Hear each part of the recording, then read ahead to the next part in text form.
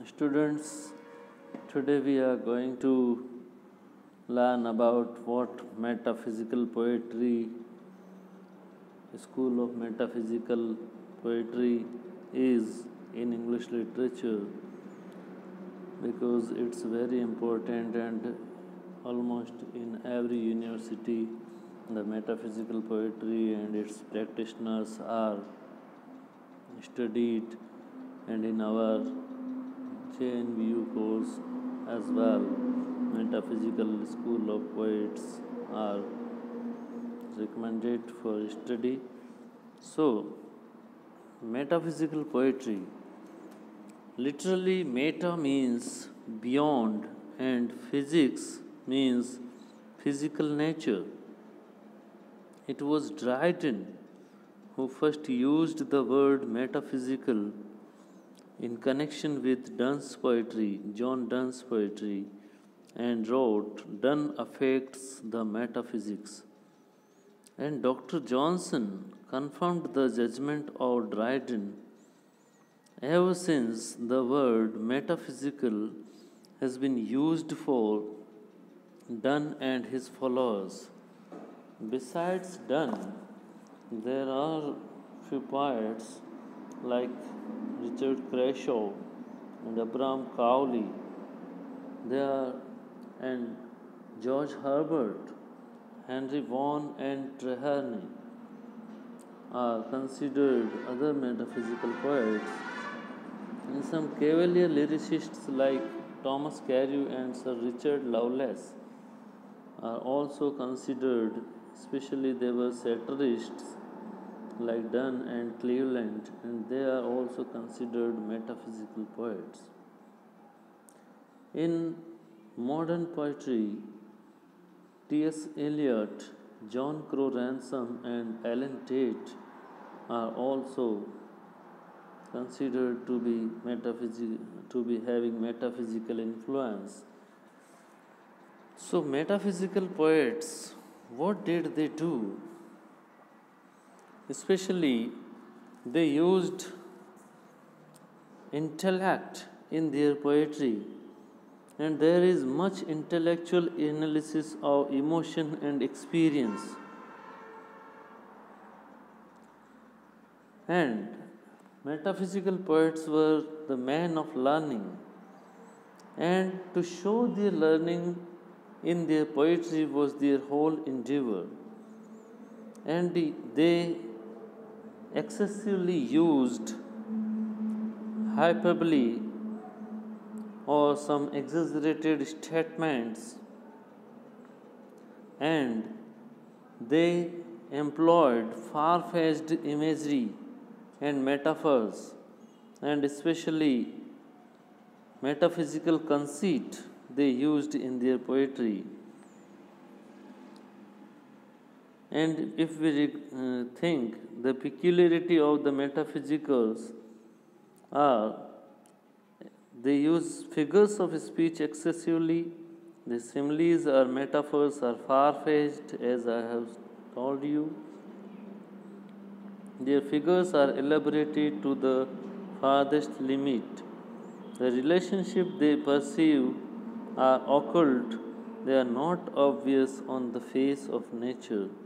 Their images are logical and intellectual rather than sensuous and emotional.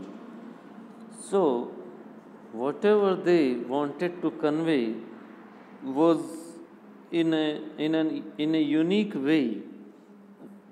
And if we discuss about the characteristics of Donne and the other metaphysical poets' poetry, so we can enlist some characteristics which I am going to tell one by one with some elaboration.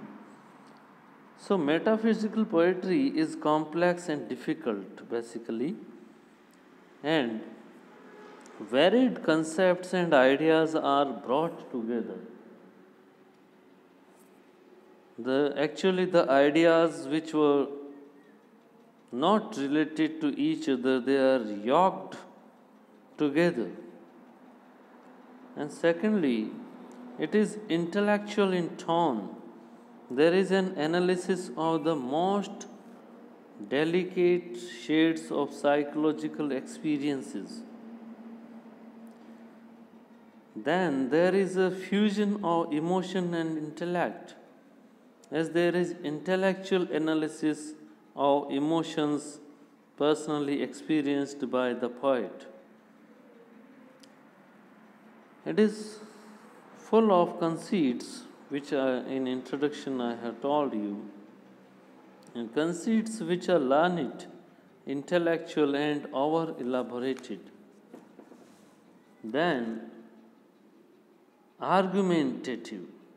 Metaphysical poetry is active. Argumentation is the keynote of metaphysical poetry. There is subtle evolution of thought as Donne advances arguments after arguments to prove his point. He is often like a lawyer, choosing the fittest arguments for the case. Then, originally, is achieved by the use of a new vocabulary drawn from the world of trade and commerce, the art and the sciences.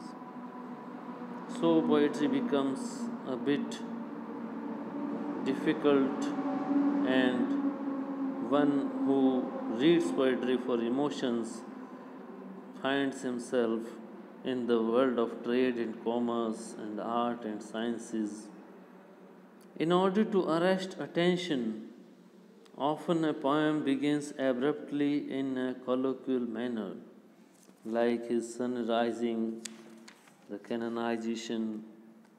In the canonization, he begins with, "For God's sake, hold your tongue and let me love." So, in this manner, colloquial language is also used. And metaphysical poetry is dramatic in form. It is dramatic.